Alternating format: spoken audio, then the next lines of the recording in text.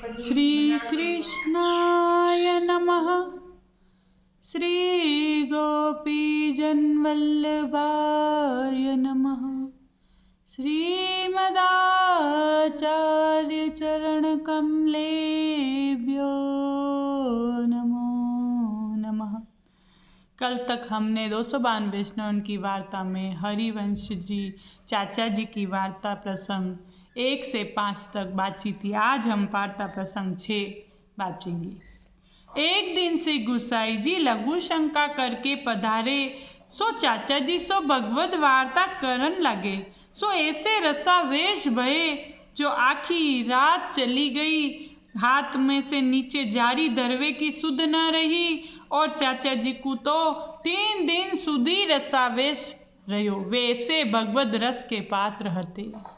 तो ऐसे भगवदीय वैष्णव हते चाचा हरिवंश जी।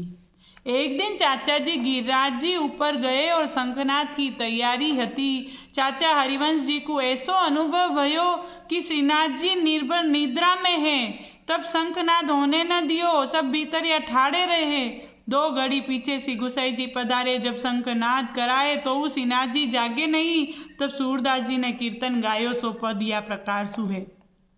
कौन परी नंद लाले बान, कौन परी नंद लाले बान।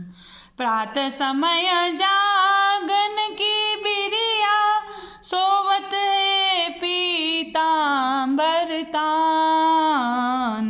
कौन परी नंद लाले बान। ये पद सुन के श्रीनाथ जी जागे। सो चाचा जी ऐसे कृपा पात्र रहते जिनकी कान से गुसाई जी राखते और जिनको श्री ठाकुर जी की कृति की सब सुध रहती। तो ऐसे भगवती कृपा पात्र वैष्णव श्री चाचा हरिवंश जी हते कि उनको खबर रहती कि ठाकुर जी गहरी निद्रा में हैं, तो उनको जगावनो नहीं है। तो शंखनाद देरी सु कराए। तो ऐसे कृपा पात्र भगवती हती।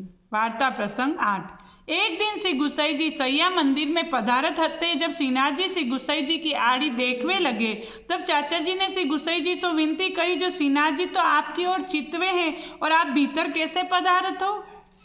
तब श्री गुसाई जी ने आज्ञा करी, जो श्रीनाथ जी तो बालक है, परंतु सेवा तो करी चाहिए। जब श्री गुसाई जी सेवा करवे को पधारे, सोवे चाचा जी ऐसे कृपा पात्र थे जिनको श्रीनाथ जी की घड़ी घड़ी की खबर पड़ती हती।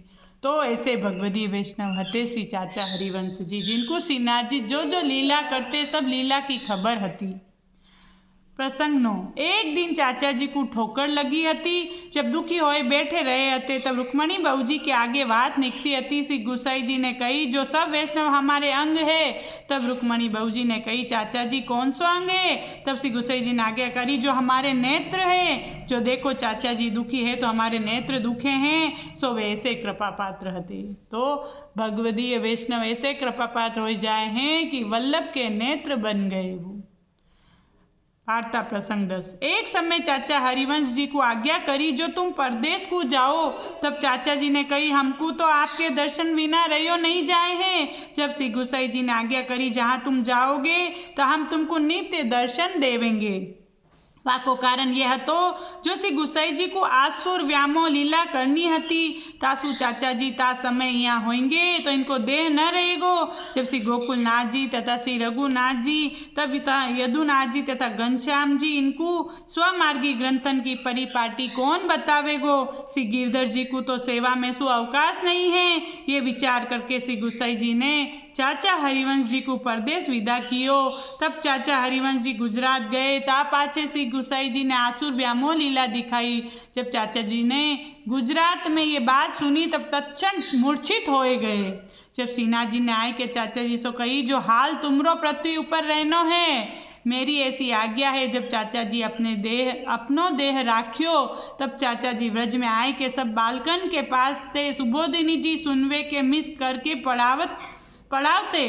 कारण वे चाचा जी ज्ञाति के क्षत्रिय हते सो ब्राह्मण कुल को कैसे पढ़ावे। जासू सुनवे के मिसते सब बालकन को पढ़ाए सो वे ऐसे कृपा पात्र भगवती हते जिनको से गुस्साई जी की मार्ग की परिपाटी बतावे के लिए पृथ्वी पर छोड़ गए। जैसे श्री महाप्रभु जी दामोदर दास हरसानी को परिपाटी बतावे के लिए छोड़ गए हते वैसे ही श्री गुसाई जी ने श्रृंगार मंडन ग्रंथ में कहो है। श्लोक यस्मात् सहाय भूतौ दामोदर दास हरिवंशौ विठ्ठल रचित मिंदम श्रृंगार रस मंडनम पूर्णम। या श्लोक में तो ऐसो निश्चय होवे है जो दामोदर दास जी तथा चाचा हरिवंश जी को अधिकार एक सरीखो है। वे चाचा जी पृथ्वी ऊपर 125 वर्ष के आश्रय रहे हते जिनको काल कछु बाधा कर सक्यो नहीं। तो ऐसे भगवदीय कृपा पात्र वैष्णव हते चाचा हरिवंश जी और दो दामोदर दास हरसानी जी। तो इनके ऊपर इतनी कृपा हती कि ठाकुर जी श्रीनाथ जी को सब अनुभव हो तो ठाकुर जी स्वयं अनुभव जतावते और श्री गुसाई जी के जितने भी बालक है वल्लभ कुल के जितने भी बालक है सब उनकी आज्ञा मानते। तो ऐसे भगवदीय वैष्णव कृपा पात्र थे जिनकी वार्ता कहाँ तई कहिए। तो इन वैष्णवन की वार्ता प्रतिदिन हमें सुननी चाहिए। बहुत बहुत धन्यवाद। ज़्यादा से ज़्यादा सब्सक्राइब करें, लाइक करें, शेयर करें। धन्यवाद।